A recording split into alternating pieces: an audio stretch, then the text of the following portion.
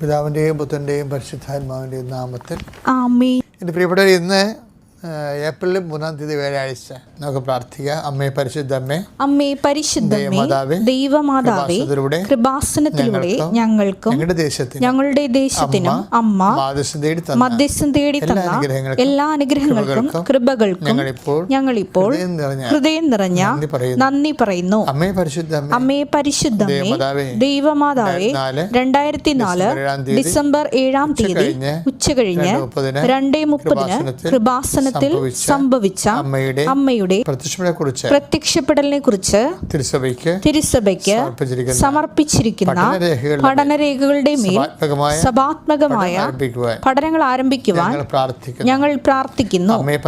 അമ്മേ പരിശുദ്ധമേ, ഭൂസ്വർലോകങ്ങളുടെ രാജ്ഞിയായ അങ്ങേയ്ക്ക് ഭൗമ സംരക്ഷണത്തിനായി പ്രപഞ്ച പ്രകൃതിയെ തന്നെ തിരുസഭ പ്രതിഷ്ഠിക്കുവാൻ ഈ പ്രത്യക്ഷീകരണം വഴി ഇടയാക്കണമേ. പരിശുദ്ധമേ, ജപമാല മാതാവേ, സകല കൃപാസന പ്രാർത്ഥനകളോടും ചേർത്ത് ഞങ്ങളിപ്പോൾ പ്രാർത്ഥിക്കുന്ന ഈ കുടുംബത്തിന്റെ പ്രത്യേക നിയോഗം മക്കളെ.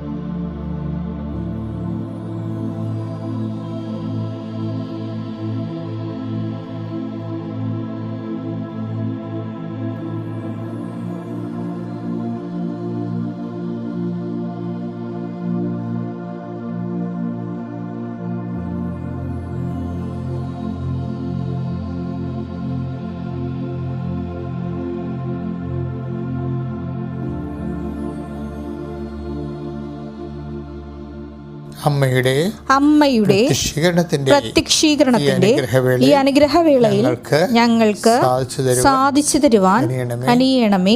ആമേൻ. വിശ്വാസ പ്രമാണം. സർവശക്തനായ പിതാവും ആകാശത്തിന്റെയും ഭൂമിയുടെയും സൃഷ്ടാവുമായ ദൈവത്തിൽ ഞാൻ വിശ്വസിക്കുന്നു.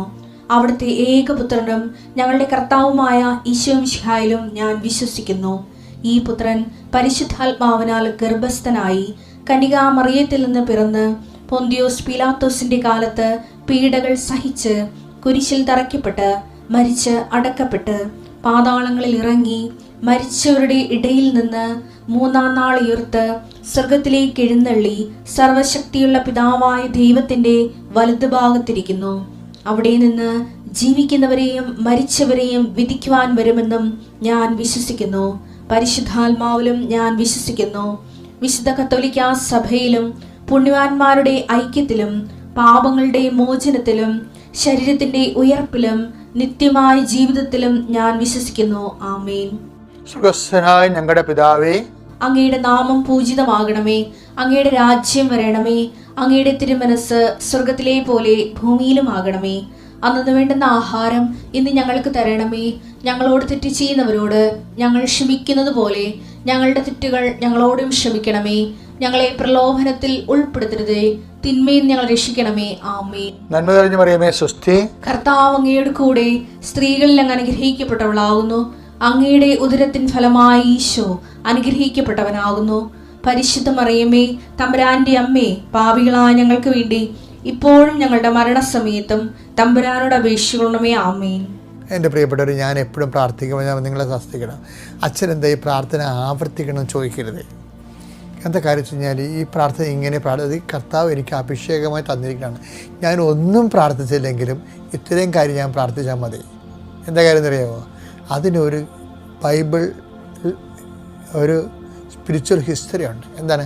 കർത്താവ് ഇതിൻ്റെ ഉന്നതമായ നാമത്തിന് സ്വന്തം ചെയ്യുന്നു.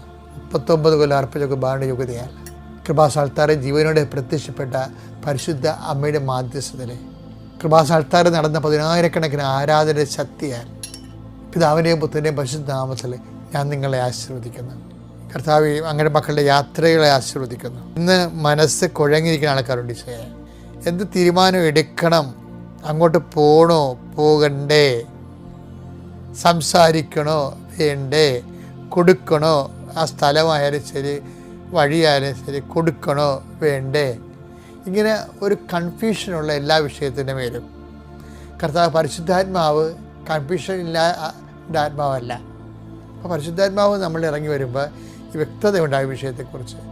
കർത്താവായിരുന്നെങ്കിൽ ആ വിഷയം എങ്ങനെ കൈകാര്യം ചെയ്യുമായിരുന്നു എന്ന് ഒറ്റ ചോദ്യം ചോദിച്ചാൽ നിനക്ക് എടുക്കാനുള്ള കൃത്യ ഉത്തരം കിട്ടും. കർത്താവെ, അതുപോലെ തെളിമയുള്ള ഉത്തരങ്ങൾ കിട്ടാൻ അങ്ങയുടെ മക്കളെ ഞാൻ ഈ സമയത്ത് സമർപ്പിച്ച് പ്രാർത്ഥിക്കുന്നു.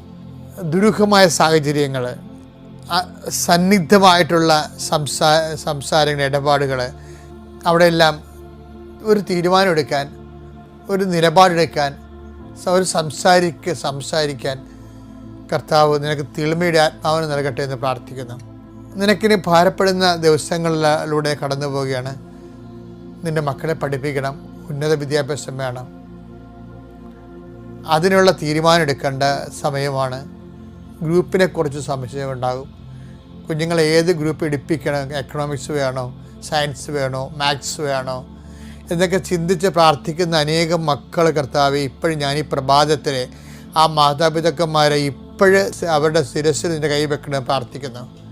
കൃപാസനം നടന്ന 10,000 ആരാശക്തിയാൽ അവർക്ക് ബോധോദയം ഉണ്ടാകാനും അവരെടുക്കുന്ന തീരുമാനം തെറ്റാതിരിക്കാനും അവർക്ക് അതിൻ്റെ ആത്മവിശ്വാസത്തോടുകൂടി ഇത് കറക്റ്റ് തീരുമാനമാണ് എന്ന് പറഞ്ഞ് അവർക്ക് ദൈവത്തിൻ്റെ കൃപയിലൊരു തീരുമാനം എടുക്കാൻ, മക്കളെക്കുറിച്ചും ജീവിതത്തെക്കുറിച്ചും കല്യാണത്തെക്കുറിച്ചും വിവാഹത്തെക്കുറിച്ചും കുഞ്ഞുങ്ങളെക്കുറിച്ചും അവരുടെ പഠനത്തെക്കുറിച്ചും കൃത്യമായ തീരുമാനം എടുക്കാൻ കർത്താവ് നിന്നെ ആശീർവദിക്കട്ടെ. കർത്താവ് നിൻ്റെ വിശുദ്ധ പൗരോഹിത്യത്തെ മഹത്വപ്പെടുത്തുന്ന കണ്ണീരോടെ പ്രാർത്ഥിക്കുന്നു. ശ്വാസകോശ രോഗികളുണ്ട് ഈശോയെ, അവരെ നീ സുഖപ്പെടുന്നതിനെ കാണിക്കുന്നുണ്ട്. കർത്താവ് ശ്വാസകോശ രോഗി, കർത്താവ് രക്തത്തിന് കളർ മാറിയിട്ട് ഓറഞ്ചിൻ്റെ നീര് പോലെ ആയിപ്പോണ രക്തത്തെ, ആ രോഗമുള്ളവരെ കർത്താവ് ഇപ്പോൾ സുഖപ്പെടുത്തുന്നുണ്ട്. എൻ്റെ കർത്താവിൻ്റെ ഉന്നതമായ നാമത്തെ സഭയുടെ അധികാരത്തെ കുരിശിൻ്റെ അടയാളത്തെ ഉച്ച മുതൽ ഉള്ളംകാല് വരെ കർത്താവിൻ്റെ രക്തം പടരട്ടെ. എല്ലാ കോശങ്ങളിലും പേശികളിലും അസ്ഥികളിലും അസ്ഥിക്കുഴലിലും അസ്ഥിഞരമ്പുകളിലും ശരീരകോശങ്ങളിലും കർത്താവിൻ്റെ രക്തം പടരട്ടെ. എൻ്റെ കർത്താവിൻ്റെ ഉന്നതമായ നാമത്തിൽ സഭയുടെ അധികാരത്തിൽ കുരിശിൻ്റെ അടയാളത്തിൽ ദൈവശക്തിയാൽ നിൻ്റെ വരുമാന മാർഗങ്ങളെ കർത്താവ് ആശീർവദിക്കട്ടെ. നിൻ്റെ കടകമ്പോള വ്യാപാര വ്യവസായങ്ങൾ ഏജൻസികൾ നിനക്ക് എവിടുന്നാണ് പണം ലഭിക്കുന്നത്, അതിൻ്റെ തടസ്സമായി നിൽക്കുന്നത്, ആ തടസ്സങ്ങൾ ഈ നിമിഷം ഞാൻ അർപ്പിച്ചിട്ടുള്ള 10,000 കുർബാൻ്റെ ശക്തിയാൽ ഞാൻ ബന്ധിക്കുന്നു. ദൈവവേദലെ നീ സ്വതന്ത്രനാവുക. നിൻ്റെ കാര്യങ്ങൾ നിനക്ക് ഒറ്റയ്ക്ക് ചെയ്യാൻ പറ്റാത്തതിൻ്റെ പേരിൽ ഉറക്കവും ക്ഷീണവും കൊണ്ടുകൊണ്ട് നിൻ്റെ മനസ്സ് ഭാരപ്പെട്ടിട്ടുണ്ടെങ്കിൽ കർത്താവിൻ്റെ വിശുദ്ധമായ രക്തം നിന്നെ തളിക്കപ്പെടുകയും നിന്നെ കർത്താവ് വീണ്ടെടുക്കുകയും നിനക്ക് ഈസിയായിട്ട് ചെയ്യാൻ പറ്റുന്ന ഒരു സംവിധാനത്തെ കർത്താവ് നയിച്ചു കൊണ്ടുപോവുകയും ചെയ്യട്ടെ. എൻ്റെ കർത്താവിൻ്റെ ഉന്നതമായ നാമത്തിൽ നീ ഇപ്പോൾ പുറപ്പെട്ട് രാത്രി തിരിച്ച് നിന്റെ വീട്ടിലെത്തുന്നവരെ ചെയ്യേണ്ട എല്ലാ ഉദ്യമങ്ങളിലും ജോലികളിലും ജോലിഭാരങ്ങളിലും തീരുമാനങ്ങളിലും യാത്രകളിലും ഉപയോഗിക്കുന്ന വാഹനങ്ങളിലും നടക്കുന്ന എല്ലാ മേഖലകളിലും കർത്താവിൻ്റെ ശക്തി നിൻ്റെ ഹൃദയത്തെ സ്പരിക്കട്ടെ, നിൻ്റെ ശരീരത്തെ സ്പർശിക്കട്ടെ. നിൻ്റെ കർത്താവിൻ്റെ ശക്തി ഉച്ചമുള്ളംകാലം വരെ നിന്നെ അനുഗ്രഹിക്കട്ടെ. എൻ്റെ പ്രിയപ്പെട്ടവരെ, അവലംബങ്ങളുടെ അവസ്ഥാന്തരങ്ങൾ എന്നുവെച്ചാലേ ഈ രസകരമായ വാക്ക് ഈ ദിവസം എൻ്റെ ശ്രദ്ധയിൽപ്പെട്ട് നമ്മുടെ ജോഷുവയുടെ പുസ്തകമാണ് 5:11 വായിച്ചേ. പിറ്റേ ദിവസം അവർ ആ ദേശത്തെ വിളവിൽ നിന്ന് ഉണ്ടാക്കിയ പുളിപ്പില്ലാത്ത അപ്പവും വറുത്ത ഗോതമ്പും ഭക്ഷിച്ചു. പിറ്റേന്ന് മുതൽ മന്ന വർഷിക്കാതായി. ഇസ്രായേൽ ജനത്തിന് പിന്നീട് മന്ന ലഭിച്ചില്ല. അവർ ആ വർഷം മുതൽ കാനാൻ ദേശത്തെ ഫലങ്ങൾ കൊണ്ട് ഉപജീവനം നടത്തി. അവര് കാനാൻ ദേശത്ത് ഗിൽഗാലിലെത്തി. ഇസ്രായേൽ ജനം അവിടുത്തെ ഭൂമിയിലൊക്കെ ആശ്രയിക്കാൻ തുടങ്ങിയപ്പോൾ ഭൂമിയുടെ ഉൽപ്പന്നങ്ങളിലുമൊക്കെ ഫലങ്ങളിലും ഫലമൂലാദികളിലുമൊക്കെ ആശ്രയിക്കാൻ തുടങ്ങിയപ്പോൾ ടക്ക് എന്ന് സ്വിച്ചിട്ടതുപോലെ മന്ന നിന്നുപോയി. അത് സ്വാഭാവികമായ കാര്യമാണ്, നല്ല കാര്യമാണ്. It's okay. അവർ അവരെടുത്ത് അധ്വാനിച്ച് കഴിയട്ടെ, നല്ല കാര്യമല്ലേ. പക്ഷേ കർത്താവിന് 2 തരം അനുഗ്രഹങ്ങളുണ്ടേ. അധ്വാനിച്ച് ജീവിക്കുന്നത് കർത്താവ് ആദ്യമേ തന്നെ നെറ്റിലെ വേർപ്പ് കൊണ്ട് അപ്പം ഭക്ഷിക്കാൻ മനുഷ്യനെ ആസ്വദിക്കുന്നുണ്ട്. പക്ഷേ നെറ്റിലെ വേർപ്പ് കൊണ്ട്, നമ്മുടെ അധ്വാനം കൊണ്ട് തന്നെ ജീവിതത്തിലെ എല്ലാ നമുക്ക് ആവശ്യമായ എല്ലാ കാര്യങ്ങളും നിറവേറുമോ? I don't think so.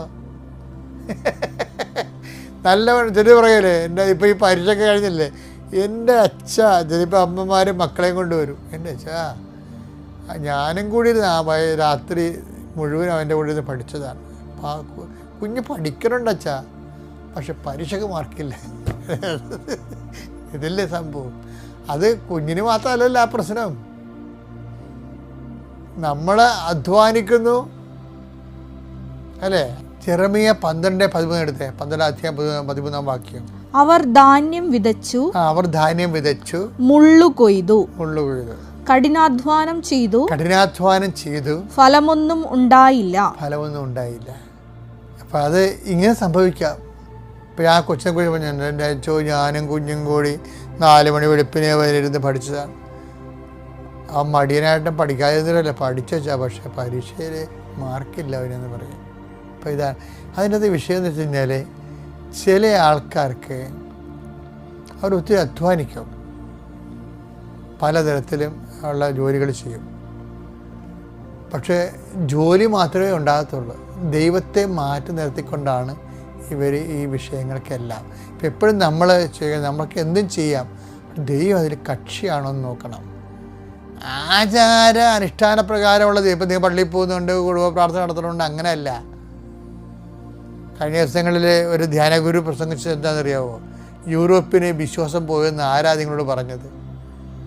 അവിടെ ആധ്യാത്മിക ജീവിതത്തിലും അനുദിനമുള്ള ജീവിതത്തിലും സത്യസന്ധമായ സുവിശേഷ മൂല്യങ്ങളുണ്ട്. സത്യം, നീതി, സാഹോദര്യം, അതെല്ലാം ഉണ്ട്. ഞാൻ നോക്കിയപ്പോൾ കറക്റ്റാണ് പറഞ്ഞിരിക്കുന്നത്. നമ്മളിലെ ആചാരാനുഷ്ഠാനങ്ങൾ ഭയങ്കര കൂടുതലാണ്, പക്ഷേ ജീവിതത്തിൽ സത്യമില്ല. അപ്പോൾ ഞാൻ പറഞ്ഞതിൻ്റെ ഉദ്ദേശം എന്ന് വെച്ച് കഴിഞ്ഞാൽ, നമ്മൾ അധ്വാനിക്കുമ്പോൾ പക്ഷേ നമ്മൾ ദൈവം കൂടി അതിൻ്റെ അകത്ത് കക്ഷിയായിരിക്കണം. അല്ലെങ്കിൽ ഇത് പറയും, അവർ കഠിനാധ്വാനം ചെയ്തു പക്ഷെ മുള്ളു കൊയ്തെന്ന് പറയത്തില്ലേ. എന്നുവെച്ചാൽ ദൈവം കക്ഷിയാണത് പ്രാർത്ഥിക്കണതിൻ്റെ പള്ളിയിൽ പോണതും പ്രാർത്ഥിക്കണം മാത്രമല്ല, നമ്മുടെ നിലപാട്, ചതി, വഞ്ചന, പാരവെപ്പ്, സൂചിവെപ്പ്, മറ്റുള്ളവരെ മത്സരിച്ച് ഒറ്റപ്പെടുത്തുക, ദൈവത്തിന് നിരക്കാത്ത ജീവിതം ഉണ്ടാകുകയും പിന്നെ നമ്മൾ ആചാരാനുഷ്ഠാനങ്ങളുടെ ജീവനത്തിന് ദൈവത്തിന് ചേർത്ത് നിർത്താന്ന് വെച്ചാൽ ദൈവം ചേരത്തില്ല. അപ്പം ദൈവത്തെ കൂട്ടി വെക്കുക എന്ന് വെച്ചാൽ അതൊരു ജീവിത രീതിയാണ്, സുവിശേഷവിഹിതമായ. അങ്ങനെ വരുമ്പോൾ അധ്വാനങ്ങൾ ഇരട്ടി ഫലം ഉണ്ടാക്കും. അധ്വാനങ്ങൾ ഇപ്പോൾ സങ്കീർത്തനം 4:7 എടുത്ത്, ധാന്യത്തിന്റെയും വീഞ്ഞിന്റെയും സമൃദ്ധിയിൽ അവർക്കുണ്ടായതിലേറെ ആനന്ദം എന്റെ ഹൃദയത്തിൽ അങ്ങ് നിക്ഷേപിച്ചിരിക്കുന്നു. അപ്പൊ എല്ലാത്തിനേക്കാളുള്ള ആനന്ദം നമ്മൾ നിക്ഷേപിക്കാൻ ദൈവത്തിന് കഴിയും. അപ്പം അതുകൊണ്ട് തന്നെ ആയിരിക്കണം ദൈവത്തെ അവലംബിക്കുമ്പോൾ സുവിശേഷ വിഹിതമായ ഒരു ജീവിത സമീപനം ആവശ്യമായി വരണത്. അങ്ങനെ നമ്മുടെ സുവിശേഷ ജീവിതത്തിൽ നമ്മൾ വളരെ ഈ ഫിയർസ് ഓഫ് പർട്ടിക്കുലർ വളരെ പ്രാധാന്യത്തോടെയാണ് സുവിശേഷ ജീവിതം ജീവിക്കണമെന്നുണ്ടെങ്കിൽ ഓട്ടോമാറ്റിക്കായിട്ട് നിൻ്റെ ജീവിത വിഷയത്തിൽ ദൈവം കക്ഷിയായിരിക്കും. എന്നാൽ പിന്നെ തിരിഞ്ഞു നോക്കേണ്ടി വരത്തില്ല. Praise the Lord.